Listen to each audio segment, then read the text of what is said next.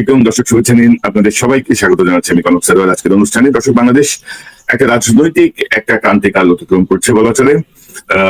5ই August, মানে 2024-এর 5ই August Hasina পালিয়ে যাওয়ার পরে যে অন্তর্বর্তীকালীন সরকার দায়িত্ব নিয়েছে ডক্টর ইউনূসের নেতৃত্বাধীন, সংস্কার বিচার নানা বিষয়ে তাদের মূল এজেন্ডা থাকলেও গত এক বছরে মানে অগ্রগতি সন্তোষজনক নয় বলা চলে। ফেব্রুয়ারিতে একটি নির্বাচনের ঘোষণা আছে, ফেব্রুয়ারিতে জাতীয় নির্বাচনের কথা আছে, কিন্তু এরই মধ্যে 7 দল যুগপৎ আন্দোলনে যাচ্ছে, জুলাই সনদ, তারপরে জাতীয় সংসদে পিআর পদ্ধতি সহ বেশ কয়েকটা দাবিতে। তো এই সবকিছু মিলিয়ে কি গণভোট না জাতীয় নির্বাচন, এমন একটা বিষয় কিন্তু ক্রমশ জটিল আকার ধারণ করছে। তো এই বিষয়টি নিয়ে আজকে আমার সঙ্গে কথা বলবেন বাংলাদেশ বাংলাদেশের এবি পার্টির চেয়ারম্যান জনাব মঞ্জু ভাই। মঞ্জু ভাই, আসসালামু আলাইকুম। মুজিবুর রহমান মঞ্জু, আপনাকে স্বাগত জানাচ্ছি আজকের আলোচনায়। কেমন আছেন ভাই? মঞ্জু ভাই, আলহামদুলিল্লাহ, আল্লাহ ভালো লাগছে। তো আমি প্রথমে মঞ্জু ভাই, আপনার একটা সংবাদ আমি দেখছিলাম আজকে, যে আপনি বলছিলেন সাংবাদিকদের সঙ্গে আলোচনায় যে বাস্তবায়ন প্রক্রিয়া নিয়ে ঐক্যমত্য না হলে গণভোট ছাড়া উপায় নেই এবি পার্টি। এবং এই যে বাস্তবায়ন নিয়ে যে জটিলতা তৈরি হয়েছে জাতীয় ঐক্যমত্য কমিশনের বৈঠকে বা আপনাদের রাজনৈতিক দলগুলোর মধ্যে, তো এই বিষয়টা নিয়ে একটু আপনার কাছে জানতে চাই। পাশাপাশি আমরা দেখলাম যে যুগপৎ আন্দোলনে কিন্তু 7 দলের সাথে আপনাদের নামও ছিল, 8ম দল এবি পার্টিও ছিল। আবার আজকে দেখছি যে সেখানে আপনাদের নাম নাই, 8 দলের জায়গায় 7 দল হয়েছে। তো একটু আমাকে জানতে চাই যে জাতীয় ঐক্যমত্য কমিশন, আপনাদের গণভোট, জাতীয় নির্বাচন, কোন দিকে যাচ্ছে দেশ আসলে? ধন্যবাদ। আজকে আমি এই জিনিসটা শেয়ার করেছি, সেটা হচ্ছে যে আমরা মিটিং করছিলাম। মঞ্জু ভাই, মঞ্জু ভাই, আপনি কি ইয়ারফোনে কথা বলছেন? জি জি জি, ইয়ারফোনটা খুলে ফেলেন, ইয়ারফোনে আপনার সাউন্ডের সমস্যা হচ্ছে। ডিরেক্ট চলে আমার এখানে ফ্যানটা অফ করতে হবে, কারণ ডিরেক্ট চলে আসেন। দর্শক, আমরা একটা রাজনৈতিক জটিলতার দিকে যাচ্ছি, কারণ এখন পর্যন্ত ঐক্যমত্য কমিশনের দফায় দফায় সময় বাড়ানো হচ্ছে, তারা নানা রকমের কথা বলছেন, পাণ্ডিত্য দেখছি। তো সবকিছু মিলিয়ে আমরা আসলে জানতে চাই ভেতরে রাজনীতিবিদদের সাথে। আজকে আমরা মঞ্জু ভাইয়ের মাধ্যমে কথা বলা শুরু করলাম। জি মঞ্জু ভাই, আপনার কাছ থেকে শুনি। জি, প্রথম হচ্ছে যে আজকে আমাদের যে আলোচনাটা সূত্রপাত ছিল, আজকের একটা মেইন ফোকাসটা ছিল যে জুলাই যে আপনার সনদটা আমরা একমত হয়েছি, সেই জুলাই সনদটা বাস্তবায়ন প্রক্রিয়াটা কি হবে। আপনি জানেন যে বিএনপি সহ কয়েকটা দলের অবস্থান ছিল যে নির্বাচনের মাধ্যমে যে সংসদ হবে, সেই সংসদই এটার বাস্তবায়নের দায়িত্ব নেবে বা সেই সংসদে এটা বাস্তবায়ন করা হবে, এটা ছিল তাদের পজিশন। এবং আমাদের ঐকমত্য কমিশনও প্রথমে এই ধরনের একটা প্রস্তাব করেছিলেন। কিন্তু একটা বড় রাজনৈতিক অংশ, যেখানে আমরাও এটার সাথে একমত, আমরা বলেছি যে না, জুলাই সনদটা এখন থেকেই বাস্তবায়ন করতে হবে এবং ইলেকশনটা জুলাই সনদের এই ফ্রেমওয়ার্কের ভিত্তিতেই হতে হবে। কারণ দেখেন, জুলাই সনদে আমরা যে জিনিসগুলো যোগ করেছি, সেখানে দ্বিকক্ষ বিশিষ্ট পার্লামেন্টের কথা আছে, সেখানে নারীদের আসন সংক্রান্ত কথা আছে, সেখানে 70 অনুচ্ছেদের কথা আছে, সেখানে রাষ্ট্রপতি নির্বাচনের পদ্ধতি কি হবে সেটা আছে। তো এটা যদি আপনি নেক্সট পার্লামেন্ট করতে হয়, তাহলে তো দেখা যাবে জুলাই সনদ বাস্তবায়ন হবে এর পরের পার্লামেন্টে, অর্থাৎ এর মাধ্যমে নতুন যে রাজনৈতিক বন্দোবস্ত সেটা কিন্তু আমরা পাবো না। সেই জায়গা থেকে আমরা বলেছি যে জুলাই সনদটা এখনই বাস্তবায়ন নিতে হবে এবং এটাকে বাস্তবায়নে নিয়ে এটার অধীনে ইলেকশনটা হইতে হবে, নতুন যাতে পার্লামেন্ট সহ সবকিছু যাতে একটা নতুন বন্দোবস্তের আলোকে পরিচালিত হয়, বা আমরা যে সংস্কার করতে চাই যে সংস্কারের ভিত্তিতে হয়। এখন প্রশ্ন হচ্ছে যে এই যে আমরা সংস্কারের কাজগুলো হাতে নিয়েছি, 84টা পয়েন্টে সংস্কারের প্রস্তাব এসেছে, সেখানের মধ্যে আবার 2 ভাগ আছে। কিছু হচ্ছে সাংবিধানিক সংস্কারের প্রশ্ন আছে, আর কিছু আছে প্রশাসনিক সহ অন্যান্য বিষয়।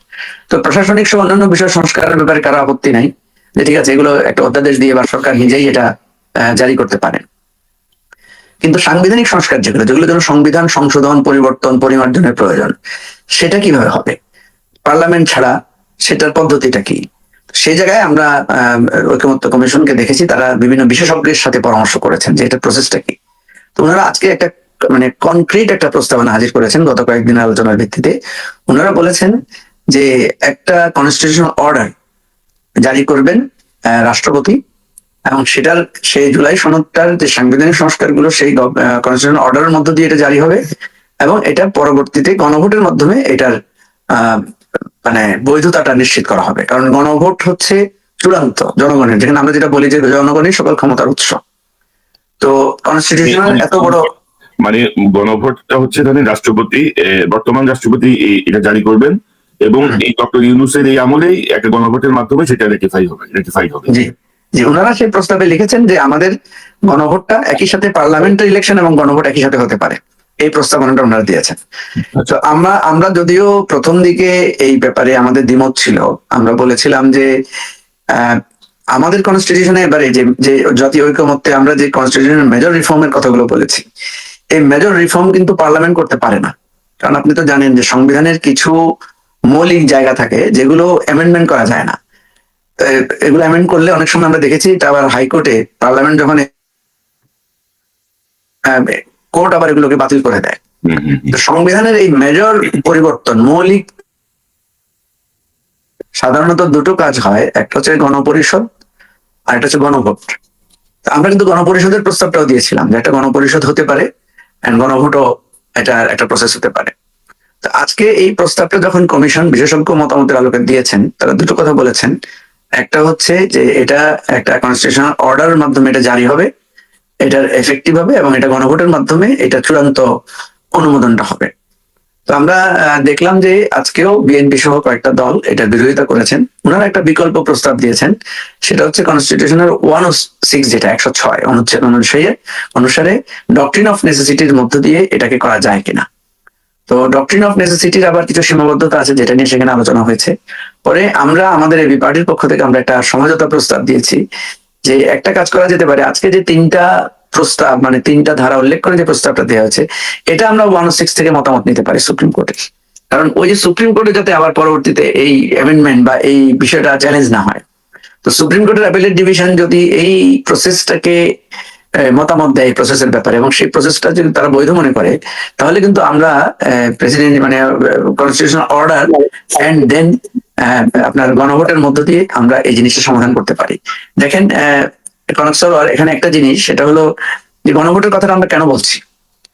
বিএনপি বলছে পার্লামেন্টে এটা করতে হবে, অন্যান্য দল বলছে যে না, আমরা বিশ্বাস করি না, পার্লামেন্টের ক্ষমতাও নাই। দুই নম্বর হচ্ছে এটা পার্লামেন্ট যদি করে এটা বৈধ হবে না। আর দুই নম্বর হচ্ছে আমাদের এরকম অনেক সনদ, অনেক ঐকমত্য কিন্তু পরবর্তী সরকার সেটা বাতিল করেছে বা তারা সেটা পালনও করে নাই। তাছাড়া আরেকটা প্রশ্ন, আমরা যারা এখানে স্বাক্ষর করছি, আমরা সবাই যে নেক্সট পার্লামেন্টে থাকবো তার নিশ্চয়তা কি? ধরেন যদি এমনও হয় যে ইলেকশনে দেখা গেলো আমরা যারা স্বাক্ষর করলাম বা যে দলগুলো করেছে এরা কেউ পার্লামেন্টের প্রতিনিধিত্ব করলো না, আমরা তো এখনো জানি না জনগণ কাকে ভোট দেবে। সুতরাং ওই পার্লামেন্টে এই আমাদের স্বাক্ষর করা জিনিসের বাধ্যবাধকতাটা কি হবে? এই ধরনের নানা জটিলতা বক্তব্য তখনই আমরা করতে পারবো। ইভেন আরো কথাও আসতে পারে যে কোনো কোনো দল এসে বলতে পারে যে এখানে তো 30টা দল স্বাক্ষর করেছে, আমরা বাকি দলগুলো তো করি নাই। বা কোনো কোনো নন নির্দলীয় লোকেরা এসে বলতে পারে যে ভাই আমি তো রাজনীতি করি না, তাহলে আমার মতামত এখানে প্রতিফলিত হয়নি, আমি তো এই সনদের মানি না। তো সেই জন্য আমরা বলেছি সবচাইতে উত্তম প্রস্তাব হচ্ছে একটা, যদি আমরা রেফারেন্ডাম দিয়ে দিই, প্রত্যেকটা নাগরিককে যদি আমরা এটার সাথে ইনক্লুড করি, তাহলে জনগণ এটার একটা সমাধান দিলেন, যেটা জিয়াউর রহমানের সময় কিন্তু এই গণভোটের মাধ্যমে কিন্তু একটা মতামত নেওয়া হয়েছিল। পৃথিবীর বিভিন্ন দেশেও আমরা দেখবো যে আপনি দেখেন পূর্ব তিমুর রাষ্ট্র, হ্যাঁ, সে রাষ্ট্রের স্বাধীনতা কিন্তু গণভোটের মধ্যে দিয়ে হয়েছে। তো সুতরাং আমরা এই ধরনের রেফারেন্ডামে আমরা যেতে পারি। আপনি জানেন যে আয়ারল্যান্ড এবং ইংল্যান্ডের মধ্যেও কিন্তু একটা এই রেফারেন্ডামের ভিত্তিতে তাদের বিভক্তির বিষয়গুলো আসছে। এনিওয়ে, আমি যেটা বলতে চাই সেটা হলো যে আমাদেরকে যখন আমরা একমত হতে পারছি না পলিটিক্যাল পার্টিগুলো, এবং আমরা সবাই মনে করছি জনগণ এটা চায় না, আমরা সবাই কিন্তু আপনি তো জানেন যে আমরা মনে করি জনগণ নির্বাচন চায়, জনগণ সংস্কার চায়, জনগণ নিউজ সরকারকে 5 বছরের জন্য চায়। তো আসলে জনগণ কি চায় এটা সরাসরি জনগণের মাধ্যমে তো জিজ্ঞেস করাটাই ভালো। ফলে আমরা শেষ পর্যন্ত এসে আজকে কমিশনের এই কথাটাকে আমরা সমর্থন করেছি যে ঠিক আছে, আপনারা যদি একটা অর্ডার, অর্থাৎ কনস্টিটিউশনাল অর্ডার যদি প্রেসিডেন্ট জারি করে এবং সেটা যদি আমরা পরে গণভোটে দেই এবং সেখান থেকে যদি একটা ডিরেকশন আসে, তাহলে আমাদের কিন্তু এই দ্বিমতগুলো চলে যায়। সবচেয়ে বড় কথা, আপনি যে বিষয়টা মেনে নিয়েছেন যে জুলাই সনদের এই জিনিসগুলোর সাথে আমরা একমত হয়েছি। হ্যাঁ, আরেকটা কথা অনেকে সেখানে তোলার চেষ্টা করেছেন, তারা বলেছেন যে জুলাই সনদের 7টা বা 8টা পয়েন্টে তো কোনো কোনো দল আপনার নোট অফ ডিসেন্ট দিয়েছে। তো আমার কথা হচ্ছে হ্যাঁ, দলের নোট অফ ডিসেন্ট দেওয়ার অধিকার আছে, কিন্তু জনগণের তো অধিকার আছে যে সে এই নোট অফ ডিসেন্টকে সে সমর্থন করছে কিনা, না সে করে না। তো মজার ব্যাপার হচ্ছে যেই দলগুলোই বলছে যে আমরা জনগণকেই মানি, জনগণের ভোটের ক্ষমতাকেই মানি, গণভোটের প্রশ্ন আসলে তারা কিন্তু আবার এটাকে মানতে চায় না বা এটাকে বলছেন যে গণভোট করা। আজকে এমনও কয়েকজন নেতা এরকম বলার চেষ্টা করেছেন যে জনগণ সাংবিধানিক এত হিসাব নিকাশ বুঝে কিনা। তো ভাই জনগণ যদি হিসাব নিকাশ না বুঝে, আপনি আপনি জনগণের হিসাব নিকাশ শুধু আপনি বুঝি, জনগণ বুঝে না, এটা কি হতে পারে? আর জনগণকে আর আন্ডারস্টিমেট করার তো কোনো মানে হতে পারে না। জনগণ যদি না বুঝতো, জনগণ যখন বুঝছে যে হাসিনার পতন দরকার, তখনই তো তারা রাজপথে নেমে এসেছে। আর যতক্ষণ আমি জনগণকে বুঝাতে পারি নাই, ততক্ষণ তো জনগণ আমাদের দাবির সাথে একমত হয় নাই। তো সো এরপর আরো অনেক কথাও হয়েছে। যাই হোক, আমাদের মৌলিক কথা হচ্ছে যে এই বিতর্কের অবসান হওয়া দরকার। আমরা ঐকমত্য হতে পারলে খুবই ভালো। আর আমরা যদি ঐকমত্য হতে না পারি, তাহলে জনগণের আদালতে আমাদেরকে যেতে হবে। আমরা যখন কেউ কারোর বিচার মানি না, তখন আমরা কি করি? আমরা আদালতে যাই। আমরা জনগণকে সাক্ষী মানি যে ঠিক আছে, মানুষ যেটা বলে আমরা সেটা করি। তো সুতরাং এই জায়গাটায় আমি মনে করি যে আমরা মোটামুটি কাছাকাছি এসেছি। আজকেও যারা ভিন্ন মত পোষণ করেছেন, কমিশনকে আমরা অনুরোধ করেছি যে আরো চেষ্টা করবো, আমরা চেষ্টা করবো। বিএনপি গণভোটে একমত না, আর কেউ কি আছে বিএনপির সাথে যারা গণভোট চাচ্ছে না? হ্যাঁ, বিএনপির সাথে গণফোরাম আছে, তারপর 12 দলীয় জোট আছে, তারপরে এনডিএম আছে, এই ধরনের আরো কিছু দলের পজিশন আছে যারা এই গণভোটের বিপক্ষে কথা বলেছেন। কেউ কেউ 106 এর কথা বলেছেন, বিএনপিও 106 এর কথা বলেছে। তো দেখা যাক। আমার কাছে মনে হয় যে কমিশন যেহেতু এটা নিয়ে সময় চেয়েছে বা সময় নিয়েছে, প্রফেসর ইউনূস দেশে ফেরার আগ পর্যন্ত ওনারা অপেক্ষা করবেন। তো দেশে ফিরলে এটার হয়তো একটা ফয়সালা বা সমাধান আশা করি হয়ে যাবে। আমার কথা হচ্ছে, যে জিনিসটাই আমরা একমত হয়েছি সেটার বাস্তবায়ন প্রক্রিয়া নিয়ে বিতর্কটা কেন তোলা হচ্ছে, এবং বিতর্কটা তোলা হচ্ছে সাংবিধানিক। তো বিতর্ক তো আমরা সবকিছু নিয়ে তুলতে পারি। আজকে আমরা যেটার ব্যাপারে একমত হচ্ছি, কালকে আমরা একমত নাও তো থাকতে পারি, সেটা থেকে তো লোকেরা সরে যেতে পারে। তো সুতরাং আজকে আমরা জনগণের যদি রায় নিয়ে একটা জিনিস সেটেল করতে পারি, তাহলে এটাকে কিন্তু কোনো দল আর সরাতে পারবে না। তখন সরাতে হলে আবার গণভোট নিতে হবে। তা আমরা এই সংস্কারটাকে সাস্টেইনেবল করার জন্য, শক্তিশালী করার জন্য আমাদের অসুবিধা কি? আমার জনগণ যদি না মানবে না, বাদ দিয়ে দিবে। জনগণ যদি মনে করে বিএনপি যে নোট অফ ডিসেন্ট দিয়েছে সেটাই সঠিক, তাহলে সে এটাকে সাপোর্ট করবে না। এই জায়গাটাই আমাদের স্ট্রং আর্গুমেন্ট হচ্ছে যে যেহেতু রাষ্ট্রের এটা গুরুত্বপূর্ণ জায়গা, সাংবিধানিক সংস্কার, সাংবিধানিক আমল পরিবর্তনের ক্ষমতা যেহেতু পার্লামেন্টের এককভাবে নাই, এটার ক্ষমতা রাষ্ট্রের, জনগণের। এবং আমরা যখন সংবিধান রচনা করি, তখন দেখবেন ঘোষণাপত্রে সংবিধানের আমরা প্রথমেই বলি যে উই দ্য পিপল, আমরা জনগণ। তা আমরা জনগণকে এই ক্ষমতাটা দুটো ভাবে হতে পারে। একটা হচ্ছে গণপরিষদ নির্বাচন, যে গণপরিষদকে মানুষ এখতিয়ার দিবে যে সে নতুন সংবিধান প্রণয়ন করবে, অথবা পুরো সংবিধানকে সংস্কার করবে, সংবিধানের যে কোনো ধরনের পরিবর্তন সে করতে পারবে। কিন্তু নির্বাচিত পার্লামেন্ট সংবিধানের যে কোনো পরিবর্তন করতে পারে না। সংবিধানের কিছু কিছু জায়গা থাকে, যেমন আপনাকে আমি বলি যে আমাদের এই যে তত্ত্বাবধায়ক সরকার ব্যবস্থা, এটাকে আমরা বলতে চাই যে এটা কোনো সাধারণ সংখ্যাগরিষ্ঠতা বা আপনার 2/3 মাধ্যমে এটা পরিবর্তন করা যাবে না। এটাকে পরিবর্তন করতে হলে আবার গণভোটে যেতে হবে। তো এই ডায়ালগ গুলো, আলোচনা গুলো আমি যেটা মনে করি যে জনগণ শুনছে, দেখছে। এবং আমি যদি জনগণের কাছে ক্ষমতাটা হস্তান্তর করতে চাই, এবং আমি যদি গণতন্ত্রের কথা বলি, আমি যদি বলি যে জনগণই সার্বভৌম, তাহলে জনগণের কাছে মতামত চাইতে আমাদের অসুবিধা কোথায়?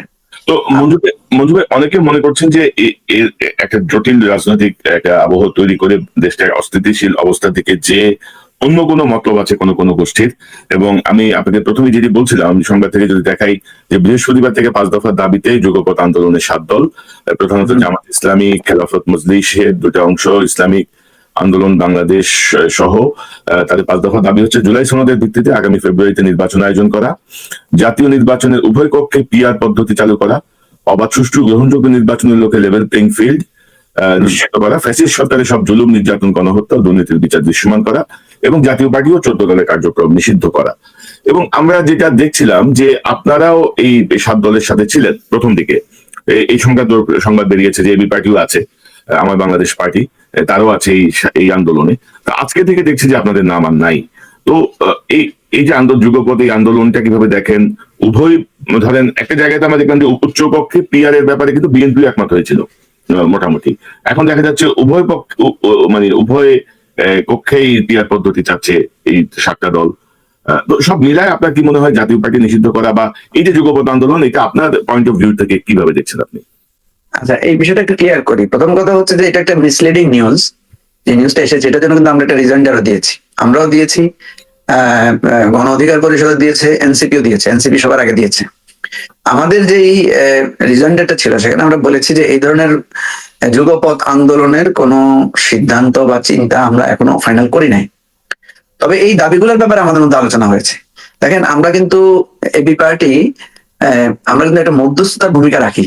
এই যেটা জাতীয় ঐকমত্য কমিশনও কিন্তু আমরা সবসময় চেষ্টা করি ডান বাম ইসলামপন্থী জাতীয়তাবাদীপন্থী সকল দলগুলোকে যাতে কাছাকাছি রাখা যায়। এবং আমরা বারবার এটা বলার চেষ্টা করি যে আমরা যেহেতু জুলাই গণঅভ্যুত্থানে সবাই একসাথে রাজপথে ছিলাম, আমাদের মধ্যে এই ফেসিবাদ থেকে মুক্তির জন্য যে একটা ঐক্য তৈরি হয়েছিল, আমরা সেই ঐক্যটা বজায় রাখার জন্য আমাদের মধ্যে যাতে বড় ধরনের বিভেদ তৈরি না হয়, আমরা কিন্তু একটা সমঝোতামূলক, একটা ভারসাম্যমূলক পরিস্থিতির জন্য আমরা কাজ করি। ফলে নানা দলের সাথে কিন্তু আমাদের আলোচনা হয়। তো আপনি যেটা বলেছেন যে এই যে পিআর এর ব্যাপারে, কিন্তু আমরা উভয় পক্ষে পিআর এর ব্যাপারে একমত হই নাই। আমরা বলেছিলাম আমরা উচ্চ কক্ষে পিআর চাই, তবে উচ্চ কক্ষ যদি পিআর না দেয় তাহলে আমরা উচ্চ কক্ষে রাখার পক্ষে না। এবং সেক্ষেত্রে আমরা বলেছি তাহলে নিম্ন কক্ষে মিক্সড হতে হবে, 200 আসনে সরাসরি নির্বাচন হবে, 100 আসনে পিআর হতে পারে। তো এখন পিআরটাও সেটা হচ্ছে ভোটের পিআর। তো এনিওয়ে, যে কথাটা আপনি বলেছেন যুগপথের যে কর্মসূচি বা যেই দাবিগুলো, এই দাবিগুলোর সাথে কিন্তু আমাদের মোরলেস আমরা কিন্তু কাছাকাছি অবস্থানে আছি। কিন্তু আন্দোলনে যাওয়ার ব্যাপারে আমরা কোনো অফিসিয়াল ডিক্লারেশন বা সিদ্ধান্ত আমরা জানাই নেই। যারাই এই নিউজটা প্রচার করেছেন তারা এটা বস্তুনিষ্ঠ সংবাদ না, নাম্বার 1। নাম্বার 2 হচ্ছে আমরা মনে করছি যেহেতু একটা আলোচনা চলমান আছে, যেখানে আমরা প্রতিদিন কথা বলতে পারছি, যেখানে আমরা আর্গুমেন্ট তুলে ধরতে পারছি, সেরকম একটা পরিস্থিতিতে এখনই আন্দোলনে নেমে পড়লে দুটা সমস্যা হতে পারে। সেটা হতে পারে অন্যরাও পাল্টা আন্দোলনের রাজপথে শক্তি দেখানো শুরু করবে।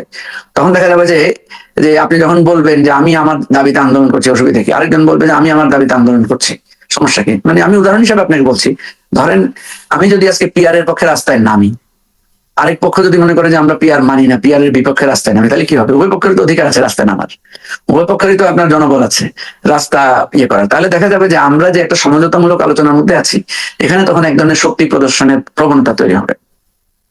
হ্যাঁ, কিন্তু আমরা স্বীকার করি অবশ্যই অলরেডি তো বিএনপি মানে বিএনপির পক্ষ থেকে বলেই দেওয়া হয়েছে তারা রাজপথে এটাকে মোকাবেলা করবেন। রাজপথে রাজনৈতিক দলের মোকাবেলা মানে তো সংঘাত। তো এই সংঘাত আবার অন্য কোনো পরিস্থিতি তৈরি করে কিনা, এটা নিয়ে হচ্ছে আসলে আমাদের কনসার্নের জায়গাটা, চিন্তার জায়গাটা। এটা আমি আজকেও আমি অনেকগুলো মিডিয়া ফেস করেছি যেখানে আমাকে অনেকে প্রশ্ন করেছে যে এই আন্দোলনটা সঠিক হচ্ছে কিনা, এই আন্দোলন করাটা ঠিক হচ্ছে কিনা। আমি বলেছি দেখেন, আন্দোলন করাতে তো কোনো বেঠিকের কিছু নাই, যে কেউ যে কোনো বিষয় নিয়ে রাজপথে আন্দোলন করতে পারে। কেউ কেউ স্ট্র্যাটেজি নিতে পারে যে আমি টেবিলেও সংলাপ করবো, আর রাজপথেও সংগ্রাম করবো, আন্দোলন করবো। তো এখন এটা তাদের ব্যাপার। সুতরাং যারা আন্দোলনের ডাক দিয়েছেন তাদের ব্যাপারে আমি নেগেটিভ কিছু বলতে চাই না, নেগেটিভ কিছু দেখিও না। আমি মনে করি এটা তাদের পলিটিক্যাল স্ট্র্যাটেজি, এটার পিছনে নিশ্চয়ই তাদের কোনো একটা কৌশল আছে। এখন আন্দোলনটা কার বিরুদ্ধে? আন্দোলনটা তো বিএনপির বিরুদ্ধে না, আন্দোলনটা তো দাবিটা তো সরকারের কাছে। এখন বিএনপি যদি এটাকে তার দিকে টেনে নিয়ে সেও পাল্টা আন্দোলনে যায়, তখন দেখা যাবে যে রাজপথে এক ধরনের পাল্টাপাল্টি কর্মসূচি শুরু হবে, এবং জনগণ নিশ্চয়ই এটাকে ভালো চোখে দেখবে না। এখন জনগণ হয়তো তখন বলবে যে এই পক্ষকে বলবে এই পক্ষ কেন আন্দোলনে নামলো, সাক্ষাৎ তার কারণে তো বিপক্ষ নেমেছে। এই ধরনের আবার দেখা যাবে যে পাল্টাপাল্টি অভিযোগের জায়গায় আমরা চলে যাব। আমরা যেহেতু ঐকমত্যে পৌঁছে গেছি, শুধু আমাদের মধ্যে একটা সংকট, সেটা হচ্ছে 7টা বা 8টা